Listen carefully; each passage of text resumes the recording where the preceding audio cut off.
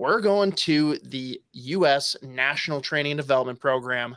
We got a trio, a full line that is committed to BC. I mean, just lead with that, Z. How fucking crazy is it that those three guys are all just going together?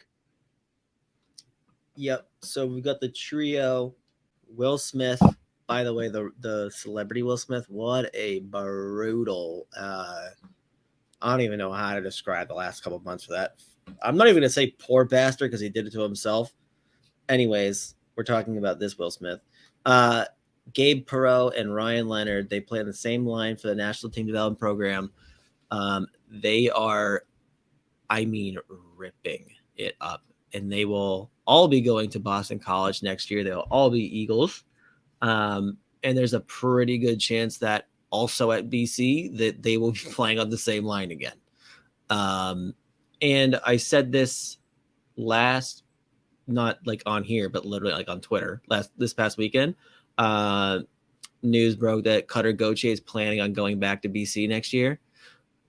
That top six, like that might be what kind of really sparks the turnaround for Boston College. Because again, that's a team that historically is always one of the best teams in the country. York last year there didn't go very well. And then this year they started off okay, got real hot, and then kind of fizzled out towards the end there. But now you're returning guys like Cutter Gauthier. You're bringing in these three who already are ripping apart the USHL on the same line. The two of the three Boston Bruin prospects will be back next year, and both of which had very good freshman seasons. So they're looking primed for a monster bounce back year. And specifically, we could focus on those three. So Will Smith right now, I think he's at like 100 points in 49 games in the USHL. He's like flirting with like Hughes and Eichel numbers.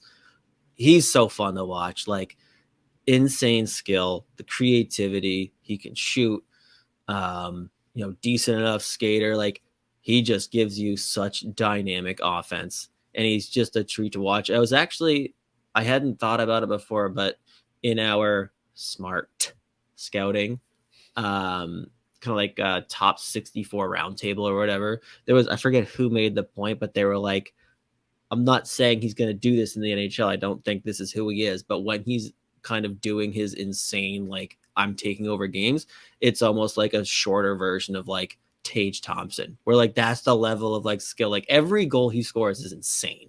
Like, it's just sick. He makes people look stupid. He's just a treat to watch. He's either got the best or worst ever name possible, depending on how you feel about that situation. But he's just a real fun player to watch. And again, sky's the limit with this kid. So he's probably a shoo-in for a top 10 pick. Oddly enough, there's also people who are going to tell you that kind of the way it's gone lately, like Ryan Leonard is also flirting with kind of like being the first guy off the board. I would say Oliver Moore probably has a better chance. Minnesota, there you go. But Ryan Leonard, just a premier power forward in this draft, like might be the best power forward in this draft. He's physical. He's skilled. He scores. He defends well. And he's a fucking workhorse. So he's going to be a guy, I think, who's going to continue to climb a lot of rankings. And he's going to go, for sure, top half of the first round this year. Again, it's just fucking crazy. They're all going to BC. But he's, again, like, I would, like, if you're going to kind of define him one way, it's just the premier power forward in this fucking draft class that is absolutely loaded. And whether he's going to do what Will Smith does and make it look like it's going to be a sickle or that he's going to be grinding it out, doesn't matter. Like, he's just going to score, and he can kind of just be like that bull in a china shop, or he can score a sick fucking beauty goal. And then lastly, Gabe Perreault for me is just like, if you're going to design like a workhorse in a lab, like, it's Gabe Perreault. Skates real well, flies. I wouldn't necessarily say he's like, it's not like elite level skill, or there's not one tool in his bag that you're like, he's just elite. It's just all like above average. But again, you combine that with the work rate, how hard he's like every shift he's pouring it out, right? So just to kind of like that stereotypical workhorse on the ice. And again, like those three already play on the same line for a lot of this season. I actually do think Ryan Leonard might be hurt right now, but I can't remember. Because I remember you were saying that before, like it looks like he's not on their recent line chart. I can't remember if he is. But they just like the three of them combined to give you like you just have no chance. Like what are we gonna do? Like we got fucking Will Smith who's slapping people in the face unexpectedly for no reason, or scoring really sick goals and making us look stupid. Leonard's running us through the glass and then scoring, or just giving the puck to Will Smith. And then you have Gabe Perreault, who's just skating circles around the rink. He's bag skating and scoring twice a game. I don't really know what to do at this point. So the fact they're all going to BC, if they play together in the same line again, sick. It'll be interesting, but it kind of makes it interesting though for like their like future. Like they're not going to all go to the same team. Well, I don't know. See, like let's go in a time machine and say that this is the year that Boston has 3 picks in a row. Imagine, can you imagine taking all 3 of them? How electric is that?